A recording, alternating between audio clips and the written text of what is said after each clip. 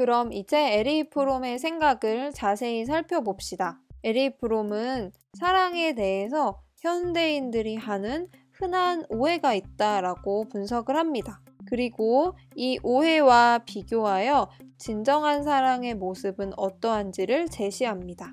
이 발제문을 읽으면서 정리를 할 거예요. 여러분은 프롬이 말하고자 하는 사랑의 모습이 무엇인지 생각하면서 따라오세요. 현대인들은 사랑을 즐거운 감정이라고 믿고 있다고 해요. 사랑이 감정이라고 생각하기 때문에 사랑의 문제는 사랑을 할 줄 아는 능력의 문제가 아니라 오히려 사랑받는 문제라고 생각한다고 합니다. 사랑은 내가 어떻게 하느냐가 아니라 내가 그 감정을 느낄 수 있도록 받는 문제라고 생각한다는 거예요. 그리고 사랑을 이렇게 감정이라고 생각을 하게 되면 이제 사랑의 문제는 어떻게 하면 사랑받을 수 있는가가 문제가 됩니다. 어떻게 하면 사랑받을 수 있죠? 내게 사랑을 줄 사람의 취향에 맞는 멋지거나 사랑스러운 사람이 되어야 하는 거예요. 그 사람의 취향에 맞아야지 내가 사랑을 받을 수 있는 거니까.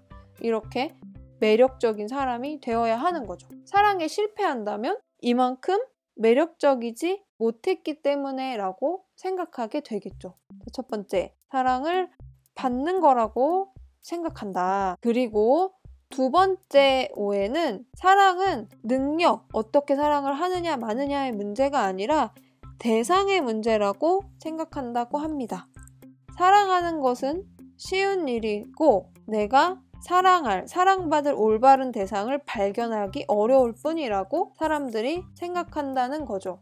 우리가 연애를 하지 못하는, 사랑을 하지 못하는 이유가 올바른 대상을 발견하기 어렵기 때문이라고 사람들은 생각한다는 거예요. 흔히 이런 이야기 하잖아요. 이상형을 못 만났어. 좋은 사람을 만나지 못했어. 라고 말하잖아요. 여러분의 이상형은 이렇게 사랑스럽고 멋있는 사람인데 이런 사람이 현실이 없으니까. 프롬에 따르면 사람들은 자신의 이상형을 찾으면 사랑하는 것은 어려운 일이 아니라고 믿고 있대요. 하지만 프롬에게 이 모든 것은 사랑에 대한 잘못된 인식이에요. 오해인 거죠. 사랑은 한순간에 빠지는 즐거운 감정도 아니고 대상을 찾는 것이 중요한 것도 아니고 받는 것이 중요한 문제도 아닙니다. 그렇다면 프롬이 제시하고 싶은 성숙한 사랑은 무엇일까요? 이제 다른 색 형광펜으로 표시하면서 읽어볼게요. 프롬에게 사랑은 기술이고 기술이기 때문에 사랑은 지식과 노력이 요구됩니다. 사랑을 할 줄 아는 능력이 중요하고 그렇기 때문에 배워야 하는 거죠. 즉, 사랑은 그냥 운이 좋아서 경험할 수 있는, 받을 수 있는 감정이 아니라 활동입니다. 사랑은 참여하는 것이지 쉽게 수동적으로 빠지는 것이 아닙니다. 그래서 사랑은 원래 주는 것이지 받는 것이 아니라고 해요. 정리를 해볼게요. 프롬에게 사랑은 생산적이고 창조적인 활동입니다. 그래서 사랑은 기술이고 배우고 익혀야 해요. 사랑은 의지와 노력, 인내로 성취하는 거예요. 그리고 받는 것이 아니라 주는 것입니다. 근데 이때 준다는 것의 의미를 오해하는 사람들도 있대요. 이거 여러분 필기해 두세요. 주는 것의 의미를 오해하는 것이 두 가지인데 첫 번째는 주는 것을 시장 경제에서의 교환으로 받아들이는 거예요. 기브 앤 테이크라고 생각하는 거죠. 내가 이만큼 줬으니까 너도 나한테 이만큼 줘야지. 못 받으면 어떡해요? 못 받으면 이런 상황에서 손해죠. 이런 사람들은 내가 많이 주면 손해본다고 생각해요. 그래서 항상 계산하고 아예 받으려고만 하는 사람들도 있죠. 자, 준다는 것의 첫 번째 오해는 주는 것은 교환이다. 너무 많이 주면 내가 손해보는 거야. 그러니까 끼만 해야지 하는 사람들이 있습니다. 두 번째로는 그래, 내가 희생해야지, 내가 다 줘야지 하고 고통스러움에도 불구하고 그 고통을 자처하고 희생하는 사람들이 있어요. 그런데 프롬이 이야기하는 사랑을 준다는 것은 이 두 가지가 다 아니에요. 사랑을 준다는 것이 손해를 볼 수 있는 교환이라거나 고통스러운 희생을 의미하는 것이 아니에요. 그럼 준다는 것이 무엇일까요? 프롬은 이렇게 표현을 해요. 자, 준다는 것은 자기 자신 속에 살아있는 것을 준다는 뜻이다. 자신의 기쁨, 자신의 관심, 자신의 이해, 지식, 유머, 슬픔, 내 속에 살아있는 모든 것을 표현해 주는 것이다. 나타내 보여주는 것이다. 이렇게 나를 표현해 줌으로써 우리는 타인을 풍요롭게 만들 수 있고 그 과정에서 나 자신의 생동감도 고양이 된다고 합니다. 고양 무슨 뜻인지 잘 모르는 친구들 있죠?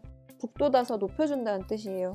사랑을 줌으로써 자신과 타인의 생동감이 고양되고 그렇게 주는 것 자체가 기쁨이 된다고 합니다.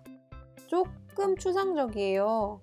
그런데 프롬은 사랑을 준다는 것이 이렇게 선물을 퍼주는 것이 아니라 내가 어떤 사람인지 어떤 감정을 느끼는지를 나누고 그걸 표현하는 것, 사랑을 표현하는 것이 주는 것이라고 생각한 것 같아요. 사랑을 주는 것이 무엇인지는 앞으로 여러분이 직접 경험을 통해 느껴보도록 해요.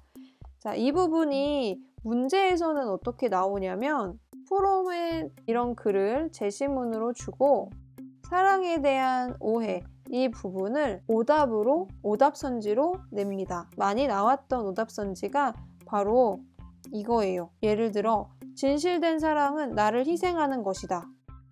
이 희생이라는 단어를 사용해서 프롬의 생각이 아닌 오답선지를 많이 만들었어요. 희생하는 것이 프롬이 말하고 싶은 사랑의 모습인가요? 아니죠? 여러분 이 부분 공부할 때 준다는 게 뭔지 명확하게 이해가 되진 않더라도 최소한 사랑은 감정이 아니지, 대상이 중요한 게 아니야, 받는 게 아니야, 사랑은 활동이고 기술이며 내가 주는 것이야. 근데 그 주는 거는 나를 희생한다는 의미는 아니야 라고 정리하시면 됩니다. 프롬이 말하고 싶은 사랑이 무엇인지 이해가 되나요? 그렇다면 에리 프롬이 연애에 참견하는 우리나라 프로그램 출연자로 나와서 요즘 인기 있는 드라마 속 등장인물에게 어떤 조언을 해준다고 상상을 해봅시다. 이 인물은 결혼한 부인을 두고 다른 사람과 바람을 피고 있습니다. 두 사람을 모두 사랑한다며 미치겠다고 합니다. 부인이 아닌 다른 그 여성과 있으면 막 설렌대요. 그리고 본인이 실수한 걸 인정하긴 하는데 사랑에 빠진 게 죄는 아니잖아 라고 항변합니다. 이 사람처럼 감정에 이끌리는 대로 행동하는 것이 사랑인가요? 프롬에게 사랑은 한순간에 빠지는 즐거운 감정 따위가 아니라 배우고 끊임없이 노력해야 하는 기술이자 결단이며 의지입니다.